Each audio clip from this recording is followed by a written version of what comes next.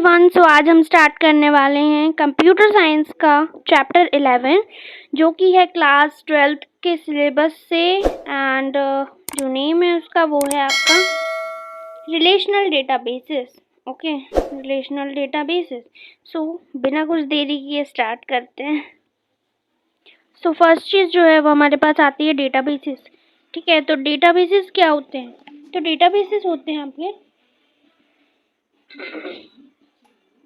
तो सबसे पहली चीज़ आपकी आती है डेटाबेसेस। अब डेटाबेसेस क्या होते हैं? तो collection of organised data stored together. Okay, user can retrieve it quickly. Okay, so क्या होता है कि डेटाबेसेस आपके जो होते हैं वो जो आपका जो अभी डेटा स्टोर होता है आपके कंप्यूटर में, जो भी डेटा आप बनाते हैं स्टोर करते हैं, उसको जब आपका कंप्यूटर उसको कलेक्शन बना के उसका एक साथ पूरा ऑर्गेनाइज्ड वे में रखता है, ताकि जब भी हमें वो डेटा चाहिए होता है हम इजीली उसको निकाल सकते हैं। ठीक है, यही चीज़ क्या होती है आपकी डेटाबेसेस। ओके, फिर नेक्स्ट चीज़ जो है आपकी वो आती है डीबीएमएस। ओके, अब डीबीएमएस क्या होता है? डीबीएमएस जो है वो आपके होते हैं database management system. Okay, database management system एक सॉफ्टवेयर होता है, ठीक है, जो कि जैसे कि आप जो डेटाबेस बनाते हैं उसके लिए यूज़ होता है। डेटाबेस को बनाने के लिए, ठीक है, जो भी जिस मैनर में वो स्टोर्ड है उसको, और उसको जो भी उससे रिलेटेड जो भी टास्क होते हैं वो सारी चीज़ें कौन मैनेज करता है? ये सॉफ्टवेयर। ओके, सो पढ़ लेते हैं क्या लिखा हुआ है। It is a software that can be stored, sorry, it is a software, okay, ये स्पेलिंग थोड़ी सी रॉन्ग है यहाँ पे। So it is a software that is used to create, store and manage databases. Okay, the next चीज़ जो है वो आपकी आती है एग्जाम्पल्स। क्या क्या एग्जाम्पल? MySQL आपको भी आगे वर्क भी करना है। नेक्स्ट चीज़ आती है आपकी Oracle एंड माइक्रोसॉफ्ट एक्सेस। तो ये तीनों जो है के एग्जाम्पल्स हैं काय के? डीबीएमएस के। ओके, नेक्स्ट चीज़ क्या आती है आपके यहाँ से? डीबीएमएस तो हमने पढ़ लिया। अब डीबीएमएस के एडवांटेजेस एंड लिमिटेशंस क्या क्या हैं? तो जो उसके एडवांटेजेस हैं वो देख लेते हैं सबसे पहले। तो no data redundancy. Data redundancy क्या होती है? डेटा रिडंडेंसी यहाँ पे लिखा हुआ है नो डुप्लीकेशन ऑफ डेटा। तो जो डेटा रहता है उसका डुप्लीकेशन और डुप्लीकेट चीज़ें उससे रिलेटेड नहीं बनती। ओके, तो उसको हम बोलते हैं डुप्लीकेशन ऑफ डेटा। ठीक है, नहीं होता है यहाँ पे डुप्लीकेशन ऑफ डेटा, नहीं होता है, that is no data redundancy. Okay, the next चीज़ आती है आपकी data can be store at multiple locations. ठीक है, डेटा को हम जगह जगह अलग अलग लोकेशंस पे स्टोर करवा सकते हैं। सिक्योरिटीज आई, सिक्योरिटी बहुत अच्छी है इसकी।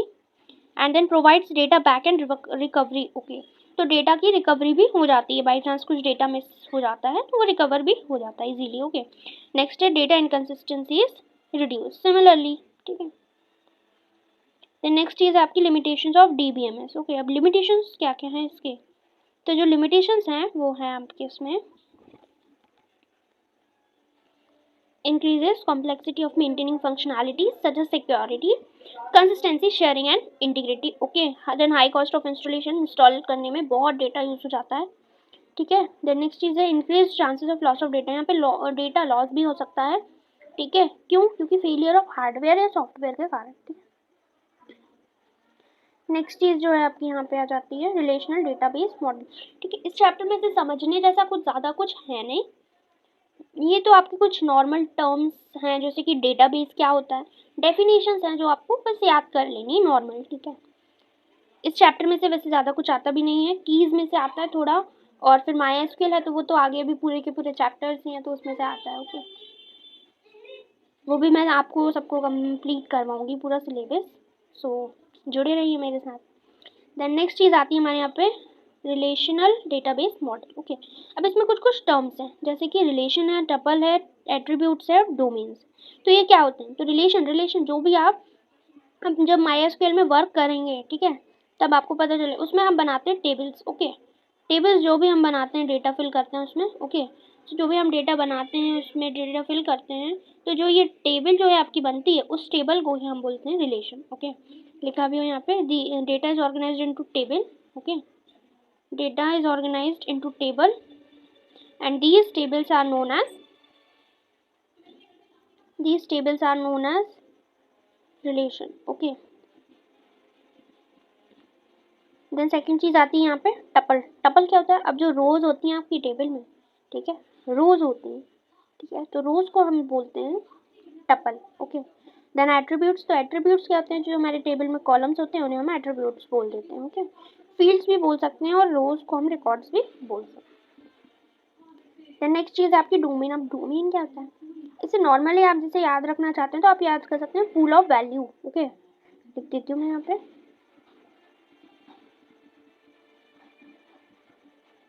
Pool of value. ओके, सो यहाँ पे क्या होता है कि कलेक्शन और pool of all the possible values for a given column और एट्रीब्यूट्स। तो एक कॉलम अगर जैसे आपने कोई चूज कर लिया तो उसमें से क्या क्या पॉसिबल वैल्यूज हैं जिनका कलेक्शन आप बना सकते हैं, तो उसको आप बोलते हैं पूल ऑफ वैल्यू। ठीक है, पूल ऑफ वैल्यू।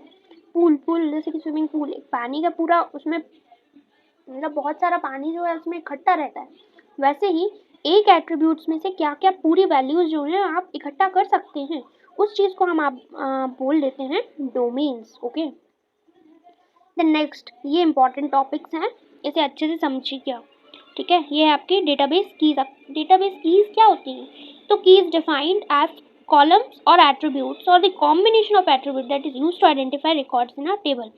अब यहाँ पे जो हम माइस्क्यूएल में जब वर्क करते हैं तो कुछ कीज होती हैं जो कि यूज में आती हैं। ठीक है, ये कुछ फॉलोइंग कीज होती हैं, कैंडिडेट की, प्राइमरी की, अल्टरनेट की एंड फॉरेन की। ठीक है, ये 4 कीज होती हैं जो कि यूज में आती ही आती हैं। ठीक है, और ये इंपॉर्टेंट है, इनमें से एक की डेफिनेशन पूछ भी लेते हैं। ठीक है, डायरेक्ट, तो याद रखिएगा इसे अच्छे से। तो यहाँ पे जो है होता है कि ये जैसे कि आपने जो कुछ रिकॉर्ड बनाया है तो यहाँ पे अलग अलग चीज़ों से हम डिफाइन कर देते हैं कि कुछ हम कीज़ बना देते हैं, कैंडिडेट कीज़ रहती हैं वो, कुछ होती हैं आपकी प्राइमरी की बन जाती है एक। ठीक है, देन बाकी की जो बच जाती हैं कैंडिडेट की वो आपके अल्टरनेट कीज़ हो जाती हैं और बाकी की फॉरेन कीज़ हो जाती हैं। तो आइए इन्हें देखते हैं आगे कैसे हैं। ठीक है, सबसे पहले जो है आपकी आती है कैंडिडेट की। अब कैंडिडेट की होती क्या है? तो these are the set of all attributes that can identify each record uniquely. Okay, अब आप ना जो भी यहाँ पे टेबल बनाएंगे, जो भी उसमें डेटा फिल रहेगा, ठीक है, जो कि यूनिक रहेगा। ठीक है, अब एक चीज़ आती है नॉट नल। ओके, ये चीज़ आपको अभी समझ नहीं आएगी, या आप जब आगे के चैप्टर पढ़ेंगे तब और अच्छे से क्लियर होगी।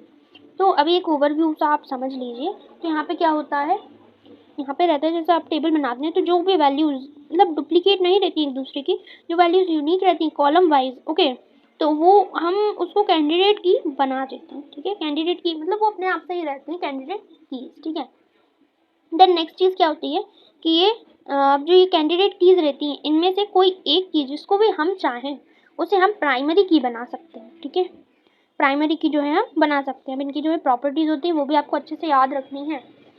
तो ये बहुत सारी हो सकती हैं और ये यूनिक रहती हैं। ठीक है, अब यहाँ पे जो है प्राइमरी की क्या होती है?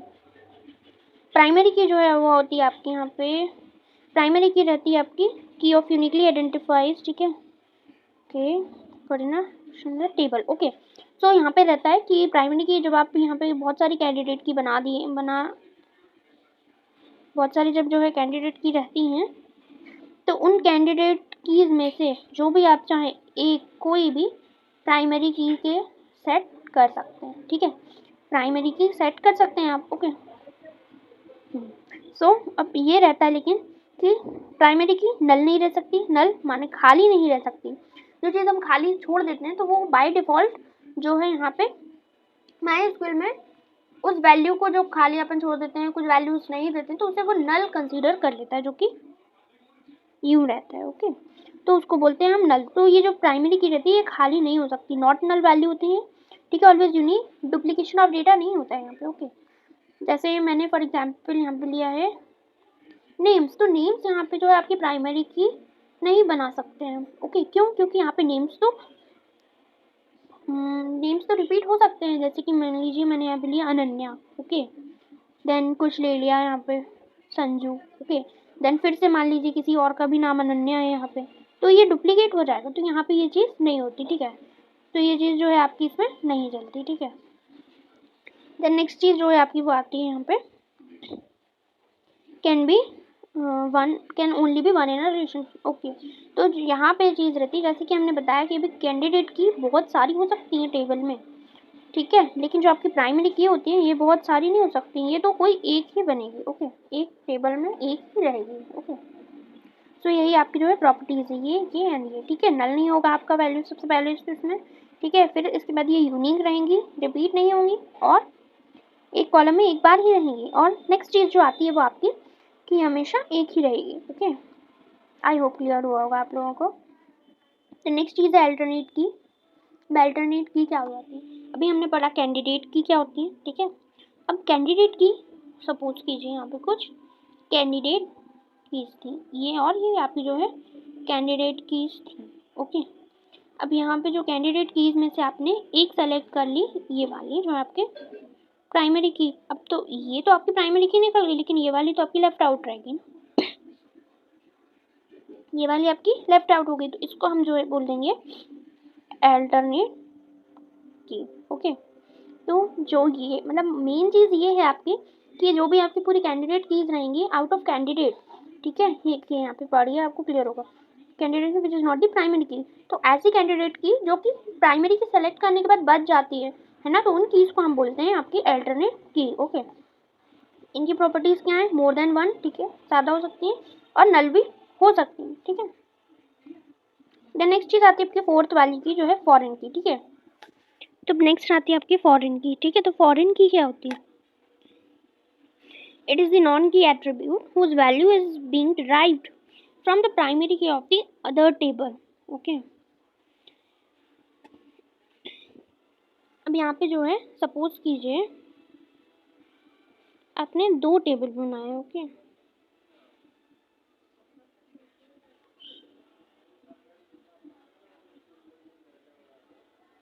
ये टेबल आपका 2 और ये है आपका टेबल 1। ओके, अब यहाँ पे क्या हुआ, इसकी ये प्राइमरी की है और इसकी ये वाली जो है आपकी प्राइमरी की। ओके, अब यहाँ पे क्या होगा, अब फॉरेन की क्या होती है, तो फॉरेन से हम नॉर्मली एक देखिए तो फॉरेन वर्ड से हम क्या समझते हैं, फॉरेन मतलब कि जो हमारे मीन्स हमारे जो इंडिया का नहीं है ना। फॉर एग्जांपल हम समझ सकते हैं कि जो आउटसाइडर है उसे हम फॉरेन बोलते हैं, फॉरेनर, है ना। तो सिमिलर चीज़ यहाँ पर होती है, सिमिलर चीज़ यहाँ पे होती है कि ये पूरा एक है और ये जगह पूरी एक अलग अलग। ठीक है, समझिए इस बात को, ये चीज़ एक फॉर एग्जांपल ये एक अपना अलग है, ऐसे समझ लीजिए कि ये कोई सा एक कंट्री है और ये कोई अलग कंट्री है। ओके, तो जो चीज़ अब यहाँ से उठा के हम यहाँ पे लेके आएंगे तो यहाँ पे उसको क्या बोल जाएगी, फॉरेनर। ओके, सो सेम चीज़ ये टेबल 1 है, ये टेबल आपका 2 है। ओके, अब यहाँ से जो प्राइमरी की रहेगी सेकंड टेबल की, उसको जब हम इस टेबल से जोड़ेंगे, ठीक है, ये ज्वाइन करने की, दो टेबल को ज्वाइन करने के लिए यूज़ होती है। तो जब हम इसकी प्राइमरी की यहाँ पर यूज़ करेंगे तो उसको हम बोलेंगे फॉरेन। ओके, फॉरेन की। ठीक है, आई होप क्लियर हुआ होगा आप लोगों को। तो आइए नेक्स्ट देखते हैं, एक बार पढ़ लीजिए इसको। नॉन की attribute whose value is derived from the primary key of the other table is termed as foreign key. Okay, then next है MySQL। MySQL क्या होता है, ये बहुत ही इंपॉर्टेंट टॉपिक है, जो भी अभी आगे पूरे इसके ऊपर चैप्टर्स हैं, जिसकी कमांड्स हैं वो बहुत इंपॉर्टेंट हैं, वेटेज भी इसका बहुत हाई होता है। तो प्लीज़ इसे अभी से आप जो है फोकस पे रख के चलिए, सो आपको मार्क्स गेन करने में बहुत ईजी होगा। ओके, सो MySQL क्या होता है, तो ये एक ओपन सोर्स RDBMS होता है। ओके, अब RDBMS क्या होता है, सबसे पहले तो ये फ्री होता है। ठीक है, फ्री ऑफ कॉस्ट, आप कोई भी इसे यूज़ कर सकता है, ओपन सोर्स होता है। अब RDBMS हम जो है देखते हैं क्या होता है, तो RDBMS का रिलेशनल डेटाबेस, RDBMS का था relational database management system. Okay, तो रिलेशनल डेटाबेस मैनेजमेंट सिस्टम जो है ये होता है, जो आपका DBMS होता है, उसी का ही एक ये जो है ये पार्ट होता है RDBMS। ओके,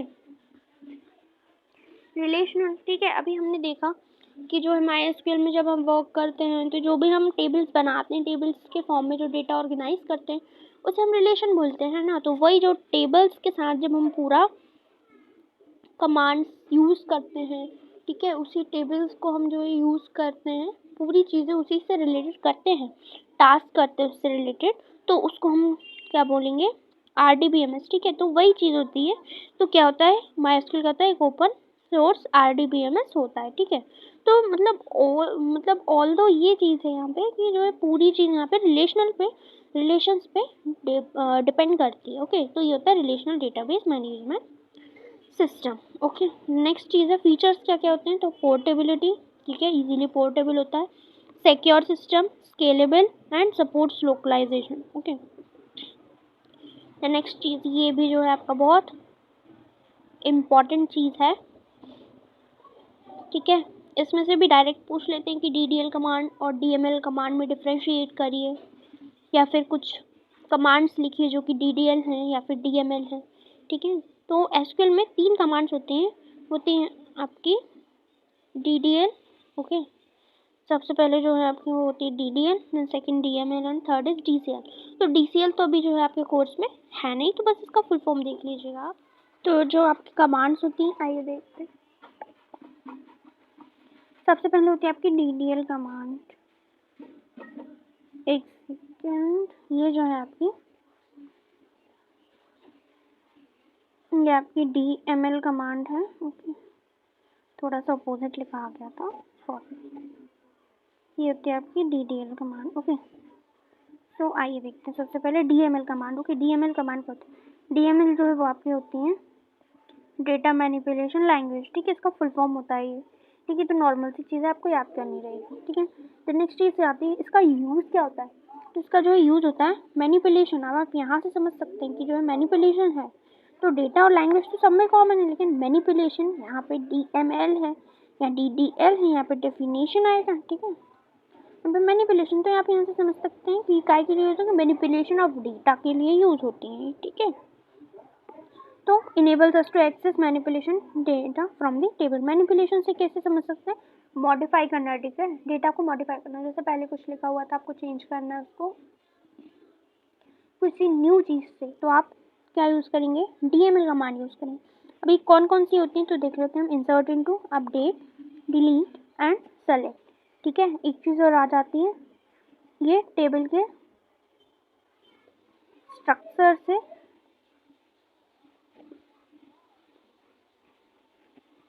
रिलेट नहीं करती। ओके, ये टेबल के स्ट्रक्चर से कुछ भी छिड़कानी नहीं कर सकती हैं, ठीक।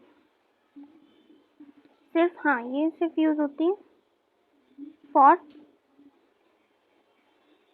For records. ओके, इस चीज़ को आप जो है हाईलाइट भी करिए यहाँ से,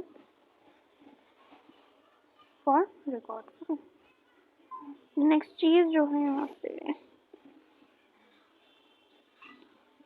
वो है आपकी DDL कमांड। सब DDL कमांड्स करती है data definition language. Okay, similar चीज़ है, मैंने आपको बताया ये कि D हमेशा सेम रहेगा, L फॉर लैंग्वेज होता है हमेशा, और बीच का जो है वो चेंज होगा।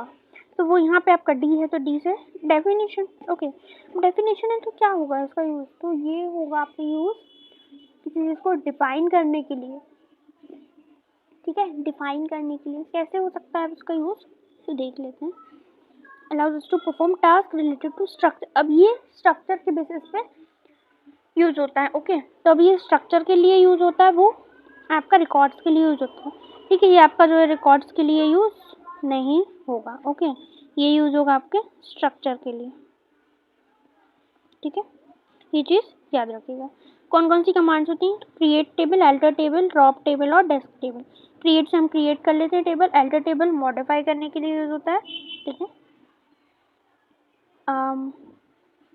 ड्रॉप टेबल जो है आपका ड्रॉप टेबल डिलीट करने के लिए, और डेस्क टेबल आपका डिस्क्राइब। ओके, फिर नेक्स्ट क्या होता है, DCL कमांड। ये तो आपके कोर्स में नहीं है, जस्ट इसका फुल फॉर्म देख लेते हैं क्या होता है। तो data control language. Okay, so next क्या, thank you. So thank you everyone, आप लोग लास्ट तक जुड़े रहिए, hoping for your favour. Thank you so much. That's all for today. Do not forget to like, share and subscribe my channel. Thank you.